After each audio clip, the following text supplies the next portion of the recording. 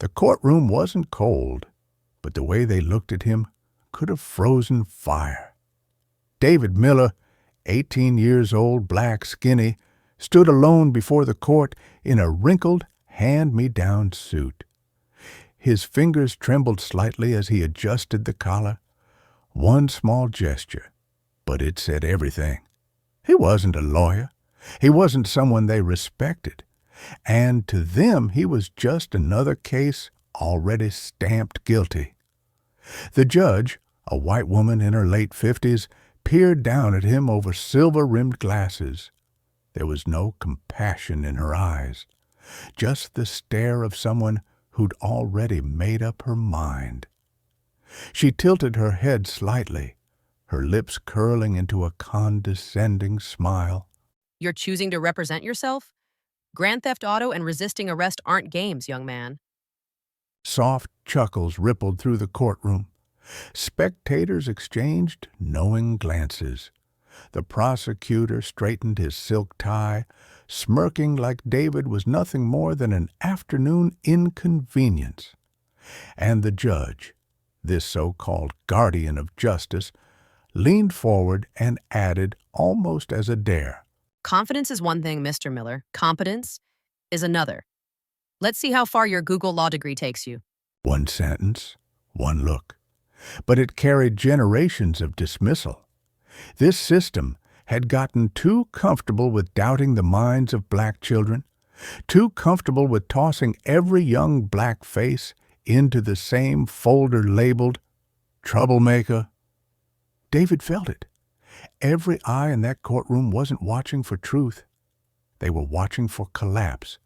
But he didn't flinch, didn't argue, didn't plead, because today he wasn't standing there just to defend himself. He was standing there to make that entire room listen. And then the trial began. The prosecutor stood. The first witness was called. Allegations poured out like clockwork. A narrative well rehearsed. But in David's hands was a pen, a notepad, weeks of sleepless nights studying the law. And in his heart was a plan, not just to walk free, but to shine a light on a system that always looked away. They thought this would be over in an hour. They had their story, their officers, their grainy footage. But what they didn't have was David's mind. And what they didn't expect was a boy raised on silence, showing up with fire. When the prosecutor began his statement, his voice rang with arrogance. He spoke with the ease of someone used to winning, someone who believed the courtroom belonged to him. The evidence is overwhelming, Your Honor. He smiled like it was already done. David sat still, back straight, jaw clenched. But inside him there was movement, not panic, not fear, calculation. Because while they laughed at the way his suit didn't fit, David had memorized case law. While they dismissed his quiet eyes, David had dissected every inconsistency in their report. While they expected him to crumble, David had built a strategy, page by page, hour by hour, night after night. He wasn't there to beg for mercy. He wasn't there to be the good, silent black boy and take whatever sentence they handed down.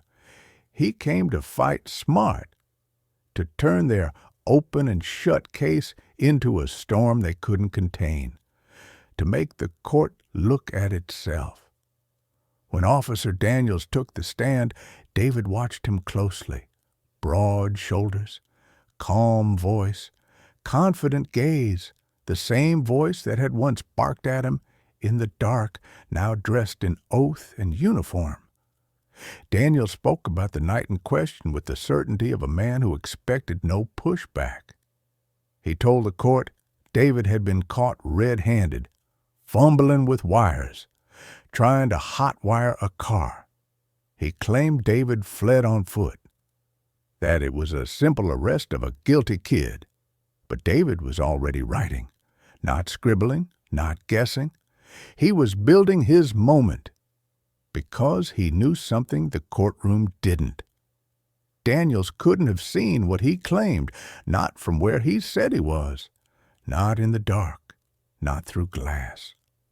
So when it came time to cross-examine, David didn't stumble. He rose, not like a lawyer, but like a survivor. And the whole courtroom shifted, just a little. He asked Daniels to describe what he'd seen, then how far away he was, then what angle, what lighting, what line of sight. And each answer Daniels gave dug the grave deeper. Then David dropped it. The photo, the car, the proof. And he asked the one question that cracked the silence. If the wires are inside the dashboard, how did you see them, officer? From 20 feet away, in the dark, through a closed window? The courtroom murmured. The judge leaned in. Daniel shifted in his seat. David had planted the first seed of doubt, not by yelling, not by pleading, but by knowing more than they thought he could. And that was only the beginning. Because David hadn't come here just to survive the fire. He came to make it burn in the right direction. Next up, the evidence that was supposed to bury him. He was about to make it collapse in front of them all. Silence, not the kind that empties a room, the kind that says something just broke. A few heads in the gallery turned. A woman covered her mouth. Even the judge, who'd been casually scribbling notes minutes ago, looked up. David didn't flinch. He turned toward the stand, holding out a photo of the car. Officer, can you point to the wires you claim I was tampering with? Daniel squinted. His eyes locked on the image. His hands didn't move. He knew. We all knew. The wires weren't visible from outside the vehicle, not at night, not from 20 feet away, not through the glass. And suddenly, the courtroom wasn't looking at David like a defendant anymore. They were looking at the cracks. Daniels mumbled, voice tight. They're inside the dashboard. David faced the jury now. No theatrics, no anger, just clarity. Sharp and deliberate. So if no one could actually see those wires, what are we basing this testimony on? The prosecutor jumped up. Objection, calling it speculation. But David didn't stop. If the prosecution's key eyewitness based his statement on something physically impossible, then what is this case built on? Truth or assumption? The judge leaned forward. No trace of smugness now. Overruled. Continue, Mr. Miller. And just like that, power shifted. Not because David yelled, not because he begged, but because he knew more than they wanted him to. The courtroom, once sure of its direction, was now tilting. And David? He was steering. He didn't gloat. He sat down. But the air buzzed around him. One question, one photo, one moment of truth. And suddenly, the whole trial didn't feel so certain anymore. And this was just the first crack. Because next, the person who'd reported the car stolen would take the stand. And David was ready to ask her the question no one else thought to ask. She walked to the stand with tight lips and tired eyes. Mrs. Thompson, the car's owner, the one who'd called the police, the one whose word started this whole chain. She looked at David like he was nothing more than a shadow she wanted to forget. Her voice was clipped, controlled. I parked my car outside my home that night. The next morning, it was gone. Later that day, the police told me they found it, with him inside. She didn't say David's name, just him, like saying it would give him legitimacy. David let her speak. Then, slowly, he stood. No anger in his voice, just precision. Mrs. Thompson, you said your car was stolen. Did you see anyone take it? Number, I was asleep. And when the police found it, was anything broken? Any shattered windows? Forced locks? No, the car was fine. David paused, letting that truth settle.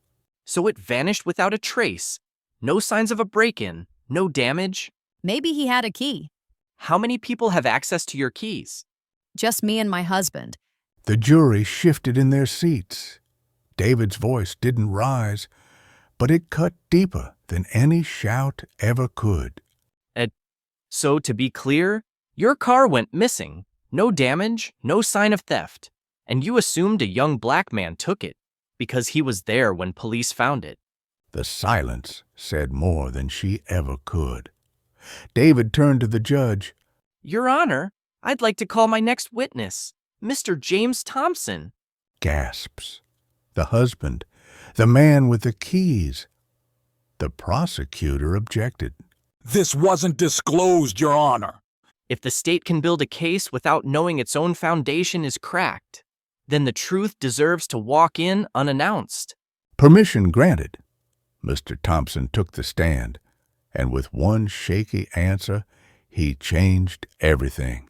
I lent the car to my nephew for a date. I didn't tell anyone. The courtroom stirred. Mrs. Thompson's face flushed. David looked at the jury, his voice calm but heavy. So the car wasn't stolen. It was borrowed, but the system didn't ask. It just assumed. And that assumption nearly destroyed a young man's life. The door opened, and for a moment it felt like the air changed. Alex Thompson walked into the courtroom, not with swagger, not with confidence, but with the nervous, guilty energy of someone who carried a secret for too long. He avoided his aunt's eyes, avoided his uncle's too. But when he sat down and David stood to question him, he didn't look away. Alex, did you borrow your uncle's car that night? Yeah, I needed it for a date. No noise, no drama, just the truth, finally cracking through. And after your date, what did you do with the car? I parked it near my place. Didn't think it'd be a big deal. And when it was gone? I thought it got towed. I didn't want to get in trouble, so I stayed quiet. The courtroom didn't gasp. It exhaled. For the first time, someone wasn't guessing. Someone was telling the truth. And that truth was freeing. David nodded, not as a lawyer, but as someone who knew what it felt like to carry too much. Did you see anyone near the car before you left it? Yeah, this guy, hanging around. Looked shady. I figured he'd go away. Your Honor, that's the same man I thought was trying to rob me. That's why I ran. Not because I was resisting, but because I was afraid. No shouting, no theatrics, just a quiet truth placed on the table, and something shifted again, not in the facts, in the room, in the people. Even the jury, once stone-faced and tired, now leaned forward, their eyes softening, because sometimes truth doesn't shout. Sometimes it whispers, and that whisper says, "You're not crazy. You're not alone." David wasn't alone, and for a moment, none of us were. But the system wasn't finished with him yet, because now it was time to answer for what happened that night, when a plainclothes officer came charging toward a black boy in the dark. He didn't see a badge. He didn't see a uniform. He saw a man in the dark, sprinting toward him full speed. That's it. No flashing lights, no "Police, stop!" Just heavy footsteps and a voice yelling something he couldn't even make out. And in that moment, David didn't run from the law. He ran from what every black boy in America has been taught to fear: being caught in the wrong place at the wrong time by the wrong man. When he took the stand to explain, the room wasn't ready. He didn't shout, didn't cry, just stood there and told the truth. I thought I was about to be attacked. He told them how he leaned into the car, curious about why it was parked like that. Keys in the ignition. Door cracked. He looked inside, thinking Maybe someone left it in a hurry. Then he heard the footsteps, fast, aggressive, getting louder, and before he could even process what was happening, someone was on him. No badge, no warning, no explanation, just hands grabbing, shouting, force. And David did what many of us would do. He ran, not from guilt, from instinct, from survival. He told the court, It wasn't until I was on the ground, cuffed, that I realized he was a cop. No one in the courtroom moved. Even the prosecutor looked down at his notes, silent. Because this wasn't about law anymore. This was about fear, the kind that wraps itself around your throat before your mind has time to understand what's happening. And for one brief, breathless moment, every person in that room felt what David had felt that night. The confusion, the panic, the ache of being punished for simply being scared. And suddenly, the question wasn't, why did he run? It was, how could he not? But David still had one move left, one final testimony that could seal everything.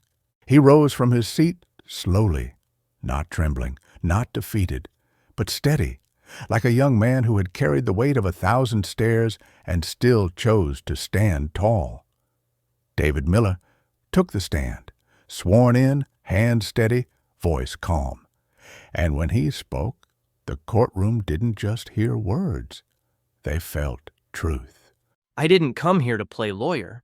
I came here because no one else would fight for me. I'm not here to beg for freedom. I'm here to show you I deserved it all along. He told them how he spent night after night studying case law, not because it was fun, but because he couldn't afford silence. He told them how he memorized the police report line by line because his life depended on the details. He wasn't polished, he wasn't trained, but he was prepared. I knew they wouldn't believe me if I just said I was innocent. So I came ready to prove it. And he did, not with tricks, not with privilege, but with truth, with focus, with that relentless fire only a cornered child of the system knows how to carry. His voice didn't shake, but it shook the room, because in that moment, David didn't just represent himself. He stood for every black boy told he wasn't smart enough, every kid whose silence was mistaken for guilt, every mother's prayer whispered in fear when her son walked out the door. He stood for us.